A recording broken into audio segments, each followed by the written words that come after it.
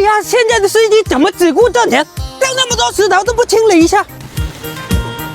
万一夹到别人轮胎怎么办？哎呀，谁呀？乱扔东西！哎呀，小米怎么是你啊？嘿，水哥，你怎么回事啊？乱扔东西！诶，生蚝？你傻呀？这明明是石头，哪是生蚝啊？你才傻呢！这明明就是生蚝啊！生蚝啊？怎么长得石头一个样啊？这个能吃吗？你这不废话吗？生蚝是个海鲜，肯定能吃啦。哦，你看上面还有一大堆嘞。咦，真的耶！赶紧的，我们捡回去。哟，哪个土豪啊，扔那么多生蚝在路上？嘿，我刚才看见那个三轮车掉的。水哥，今天你可有口福了。哎，走，我们回去。小敏，这生蚝怎么搞啊？你想怎么吃我就怎么做。那我想吃蒜蓉生蚝。好嘞，我立马给你安排。那我要帮忙做点什么？那你去剥点蒜米呗。好，给它清洗干净。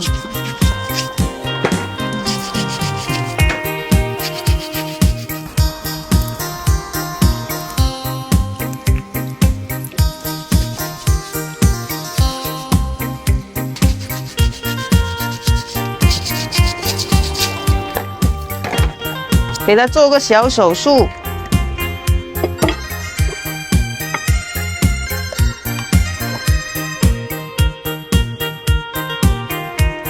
准备一点配料。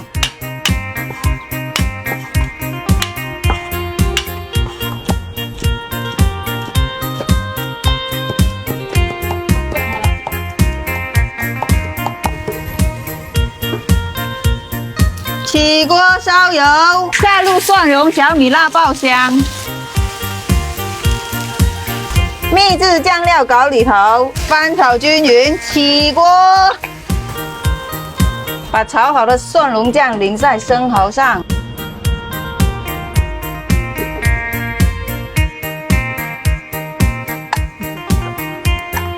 水开后，生蚝下锅，盖上锅盖，大火蒸上10分钟。时间到，生蚝起锅，淋上热油，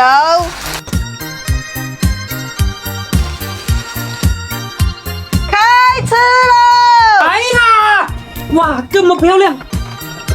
这个石头怎么吃？放到嘴里面就吃呀。哦，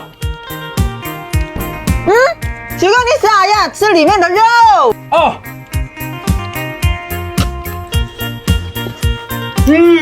味道好极了。